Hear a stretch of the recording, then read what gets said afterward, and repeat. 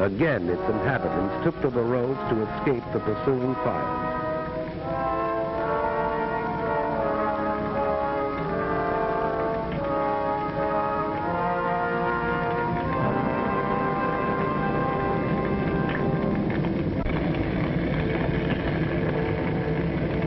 The cathedral crashed in flames.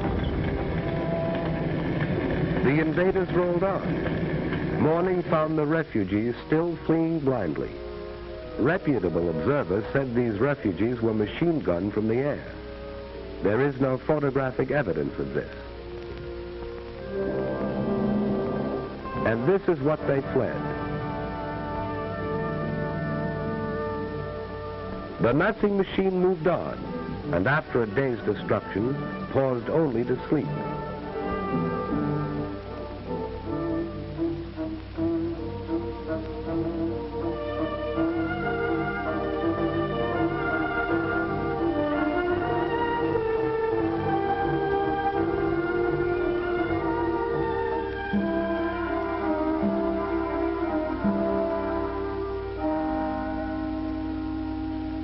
This was Antwerp, where the democracies had fired oil tanks as their armies retreated.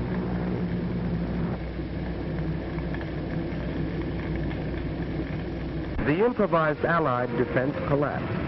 The British army was driven into the sea at Dunkirk, according to plan. Dunkirk has been called the triumph of man over the machine.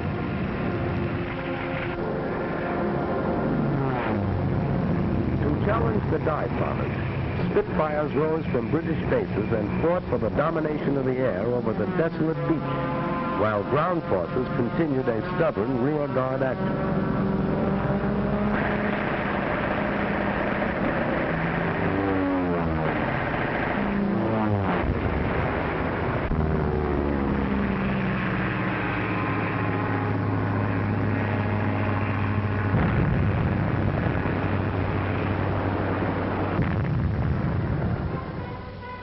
British ships, cruisers, destroyers, yachts, paddle boats, anything that could float, crossed the channel and evacuated some 350,000 British and French troops back to England. For the British were determined to save their men.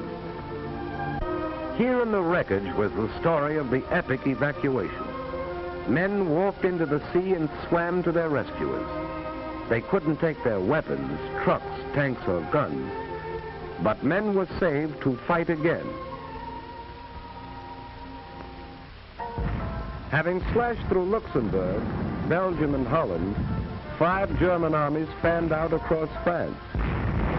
Treachery and incompetence had doomed the nation that only a decade ago had been leader of Europe. Now the campaign mounted in fury as France crumbled.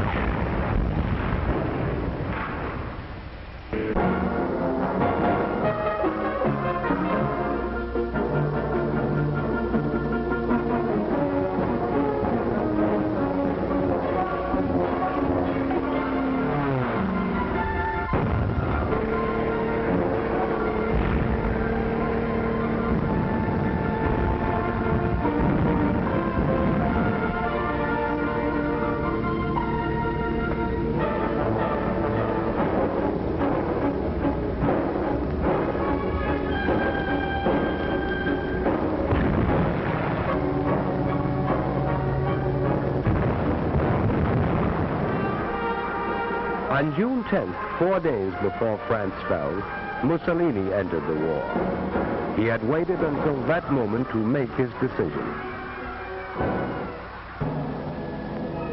And now the Nazis entered Paris. This had been the dream of the Kaiser in the last war. Hitler achieved it.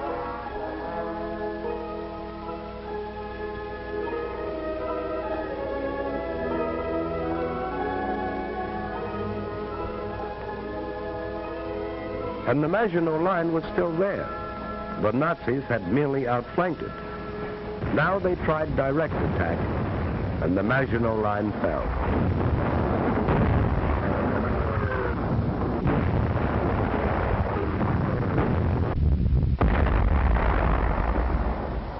First World War had ended officially in this railroad car, where Marshal Foch had received the delegates of the vanquished Germans. Hitler commandeered the car for what he believed was the end of the Second World War.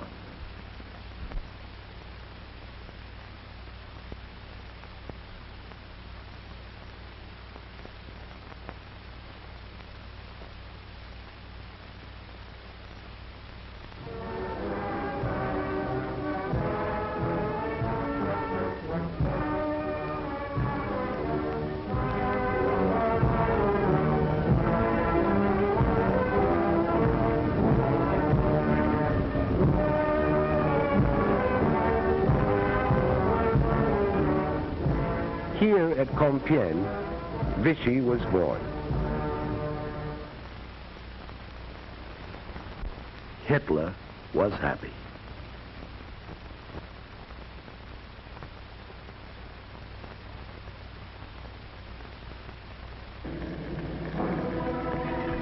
Britain alone remained as Hitler's sole barrier to a total victory. Nazi submarines, now berthed on the conquered coast, set out to starve the British people into submission.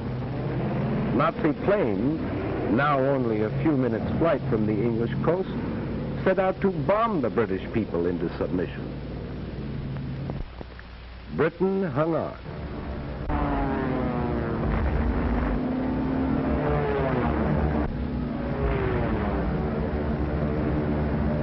They bombed railroads and factories to disrupt transportation and war production. They bombed by day, and when the Royal Air Force smashed more than 180 of the bombers out of the sky in one session, they bombed by night. The face of London changed. Historic landmarks disappeared. Night after night, London was left a sea of fire.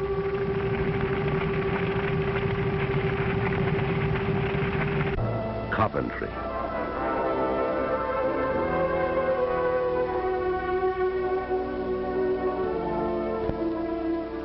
Air armadas appeared over these cities through the fall and winter of 1940 and well into the spring of 1941. Wreckage was cleared and production continued. A new army was created, equipped with new weapons. And Hitler, frustrated, turned east. If this were to be a long war, he would need Russian oil and Russian wheat. So he proclaimed himself anew the archenemy of communism, despite his earlier plea to the German people that National Socialism and communism could live side by side. Now he told them he didn't mean what he said before, but he did mean what he said before that. Military spokesmen in Berlin said the Red Armies would be encircled and destroyed within 6 weeks. Its remnants would retreat back of the Urals.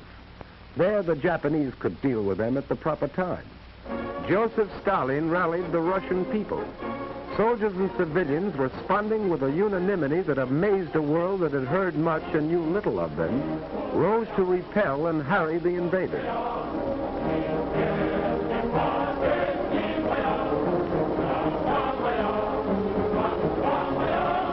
Working with whatever tools they could seize, working against time, men and women, old and young, carved these huge tank traps.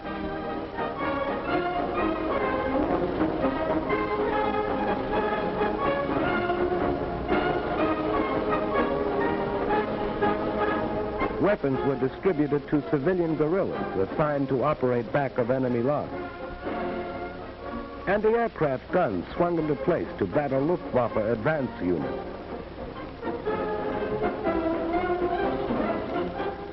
Here was the wheat that Hitler wanted, and Russian men, women, and children were determined to keep it out of his hands.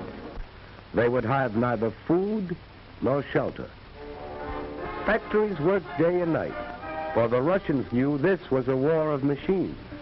Entire plants were moved east, complete with workers. Weapons of war poured out of these factories, and the Germans, as well as the rest of the world, discovered the Russians had tanks to meet tanks and planes to meet planes. The Russians retreated, but not without inflicting sizable casualties.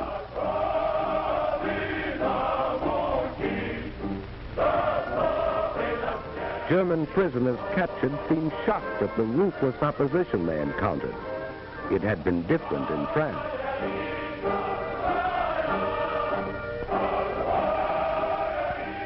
Winter found the Russian army still intact. German casualties mounted until they were counted in the millions.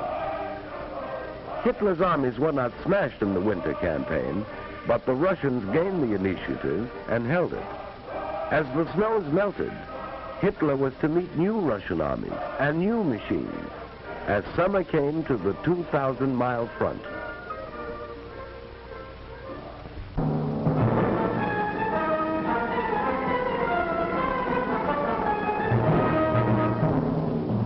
We were not sufficiently on the alert in Hawaii. The Japanese won a series of spectacular victories in the Pacific. Under General Douglas MacArthur, American and Filipino forces fought a fabulous delaying action in the Philippines. Manila was bombed, although it was declared an open city. Because of vast distances, it was impossible to send supplies or reinforcements, and Bataan fell, only when Americans and Filipinos had eaten their mules.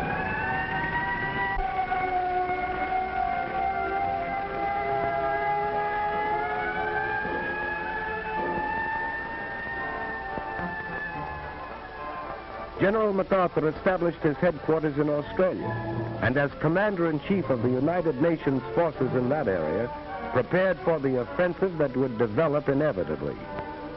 For despite setbacks, we had established a supply chain 6,000 miles across the Pacific that stretched to New Zealand. Like the other democracies, we were not prepared for total war. Fortunately, under the Lend-Lease Act of March 1941, we had set out to become the arsenal of the free and fighting nations. We were determined to supply them with our war goods, whether they could afford to pay or not. We were buying time. Time to convert the industries of peace into war. Time to make ships, merchant ships and warships. Time to make planes and more planes, bombers and fighters, faster, more powerful than any the world had ever seen. Time to make guns, and more guns, shells, and more shells, tanks, and more tanks. Time to gather the huge strength which was ours, to pour the great riches of American earth into the cauldron of war. Iron, steel, oil, coal. Time to build a navy called upon to fight in both oceans and upon all the seas, to convoy men and weapons to Australia, to Britain, to the Middle East, to Russia. A navy that had already undertaken daring raids upon the Gilbert and Marshall Islands and braved Japanese waters, and had taken a heavy toll of the invading forces in the Makassar Straits, and had won the first battle in the Coral Sea. Time to expand a miniature professional army into a modern war machine. Time to take civilians gathered in a peacetime conscription while we were still debating. To mold them into soldiers. Train them in the use of new weapons, new tactics. And we were buying time to weld the home front and the fighting front into one. For this was total war, and we realized victories were born in the production line. We needed more ships, more planes, more tanks, more guns, more shells. We were not fighting alone. 9 of the Pan-American neighbors severed diplomatic relations with the Axis. Colombia, Bolivia, Brazil, Ecuador, Mexico, Paraguay, Peru, Uruguay, and Venezuela. At this time, the issue is clearly drawn. There can be no peace until Hitlerism and its monstrous parasites are utterly obliterated, and until 9 of the Pan-American nations declared war upon the aggressors.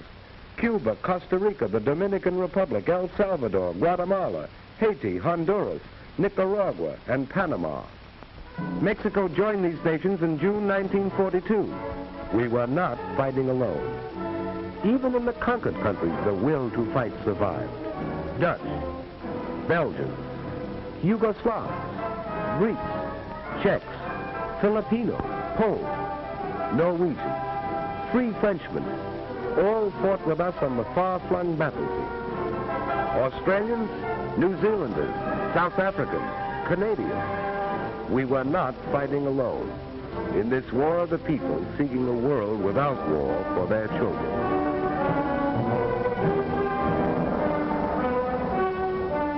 Britain, growing steadily stronger in its third year of war, sweeping the skies of conquered Europe, harassing the enemy with commando raids, sending forth huge armadas of bombers over German cities Hitler promised would never be attacked. Russia, fighting with an unparalleled tenacity, drawing upon inexhaustible reserves, asking no mercy and offering none. China, knowing the patience of an ancient civilization, surmounting handicaps that would have destroyed other nations, fighting on as it had fought alone. And the people of the United States, an angry people, whose resources and privileges were the envy of the world, offering these without stint, fighting in the factories and the foxholes, fighting in the jungles, the deserts, the frozen wastes, fighting on all the oceans, fighting for survival, fighting a war which would be hard and might be long, but which they would win.